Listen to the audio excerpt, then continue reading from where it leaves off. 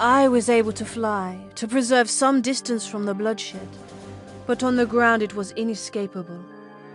The massacre at Sadzieska hung over the country like a shroud. Resistance was weakening, resolve was breaking. To come so close only to be so cruelly cut down, it was too painful to contemplate. We flew to Korčula. The island camp had been devastated, but we salvaged some fuel, some motor parts, some vile food. McIntyre joined us there to confer with Edwards. I reacted with little more than weary resignation. He offered work, which at least provided a distraction from the bleak mood I found myself slipping into. There was some action in Poland, and McIntyre wanted to influence it. More resistance men fighting impossible odds, he promised us. We had nowhere else to go. To my surprise, the despair seemed to take the edge off McIntyre's insufferable pomposity. His formal manner slipped away like the skin of a snake in the face of such loss and sorrow. I expected him to tire me with mission details and operational requirements. But instead he spoke of my father's old squadron, those faces so familiar from Tommy's old photograph.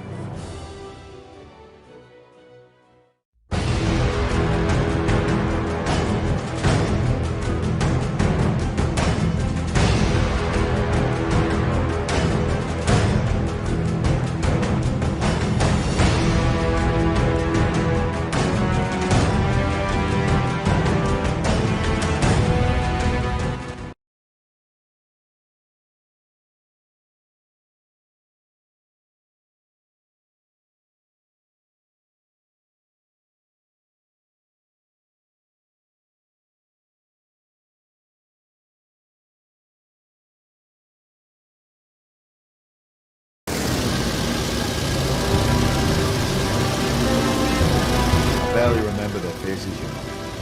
I hear their voices sometimes in my sleep. The men I used to play with. Lenny Devereaux, the Frenchman, Archie, Bull, practically inseparable. A litany of border jokes. The Beck, of course. The crazy man of the skies. He who seeks death cannot find it was his motto. And some other chap whose name escapes me. Let's call him Diddler and be done with it. He was a scrawny fellow after all. Krithia wasn't my finest hour. Of course, there are those who maintain that to come back at all is an achievement, and that losing a lad or two is par for the course. Flying was suicide in those days. Kites they were, not planes. Held together with glue and string. Paper kites. Paper kites.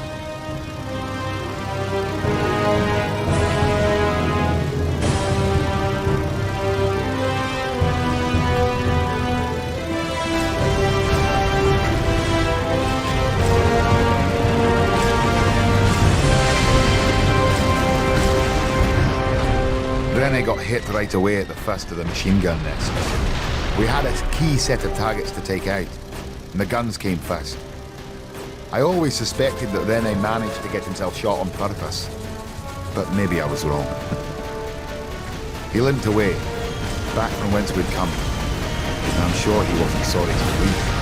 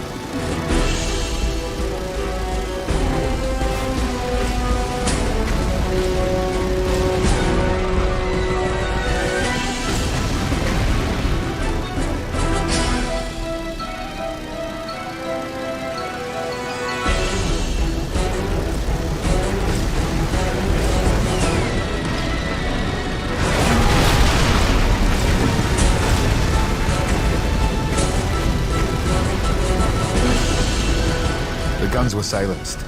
Good job. Always hated the whir of machine gun fire through the air. Like angry insects. Hated the noise. We were to move on and neutralize an artillery battery next. No rest for the wicked.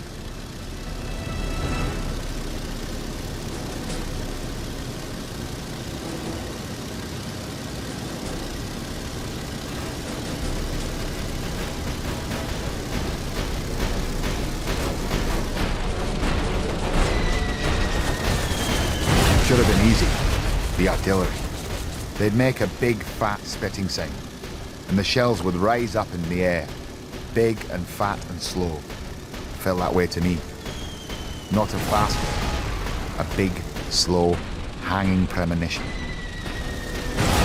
Archie had some trouble there. He got slow, got clumsy, and a stray shell. It couldn't have been aimed. Just bad luck for Archie. It hacked through his wing. Didn't even slow it down. But he went. He survived the fall, wily old dog.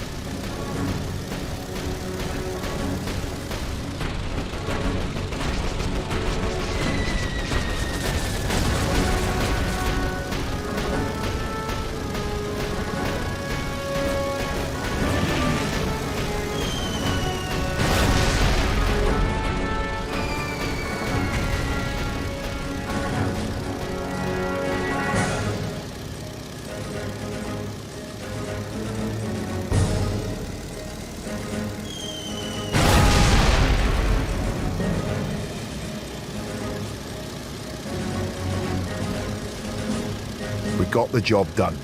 No fuss or bother, if you know what I mean. More machine guns to come, and even from that distance, we could hear the ack-ack fire.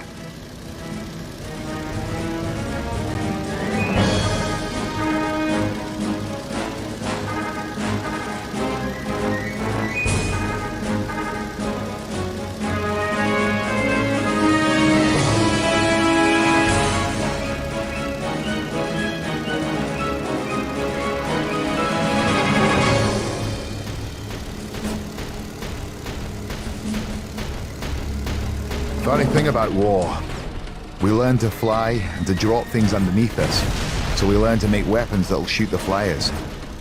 Seems like the decent thing to do would be to simplify the whole operation and just stay on the ground in the first place. Hackers. I hear that sound in my dreams as well. Tiddler bought it there. Wish I could remember the lad's name. He was torn up in the sky, came down as pieces. Wouldn't have felt a thing. tall sod.